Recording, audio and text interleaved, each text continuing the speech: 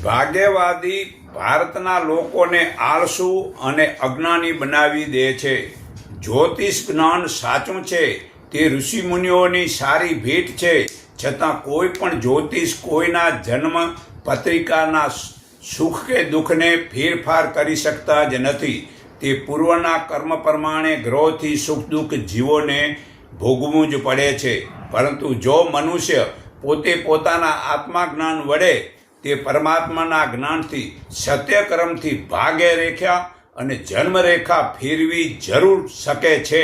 હે અર્જુન, એ જ્ઞાન જાણી પછી તું ફરી મોહ નહીં પામે અને તે જ્ઞાન વડે સર્વ પ્રાણીના સુખ દુઃખને મટાડવાની મહેનત કરીશ. પછી મારામાં મન જોડીશ તો સર્વ પાપથી તું છૂટી જઈશ. આ ગીતા અધ્યાય 4 શ્લોક 35-36 પુરાવો છે. તેને પછી કોઈ પણ ગ્રહ, શુકન, મુહૂર્ત, વાર, તિથિ, દિશા, કુંડલી, રાશિના ફળના દુઃખો પડતા જ નથી.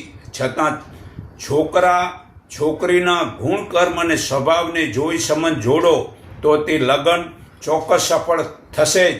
પણ જો એકને ખેતી કરવી છે અને બીજાને ખેતીનું કર્મ કરવું જ નથી, તે બંને છોકરા છોકરીના મંગળ ગ્રહો હશે તો તે લગ્ન સફળ નહીં થાય.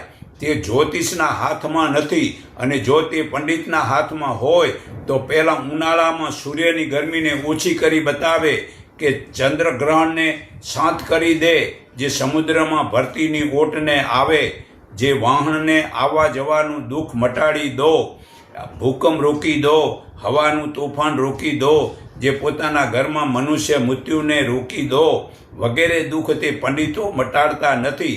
તે પંડિતો આપણને ખોટી શંકામાં નાખીને ધન પડાવવાનો ધંધો કરે છે. આપણું ધન અને સમયને બગાડી અજ્ઞાની બનાવે છે. તેમાં ભોળા લોકો પંડિતના ચક્રમાં પડીને મુહૂર્તના ચોગડિયામાં નાખે છે. કાળ ચોગડિયું છે, મનુષ્યને લાગી ગયું છે, તેને દવાખાને લઈ જાઓ, સારું જ થશે. કાળ ચોગડિયું શું કરે ત્યારે જોયું. વળી લાફો, કોઈ પણ લાભ માટે કોઈ માથાભારી માણસને લાફો મારીને અનુભવ કરો, લાભ નહીં થાય, વધુ નુકસાન થશે. તો ઈમાનદારીથી સત્યકર્મ કરો, લાભ ચોક્કસ થશે. બાકી આ બધા મુહૂર્ત ચોગડિયા જોવાનું છોડી દો.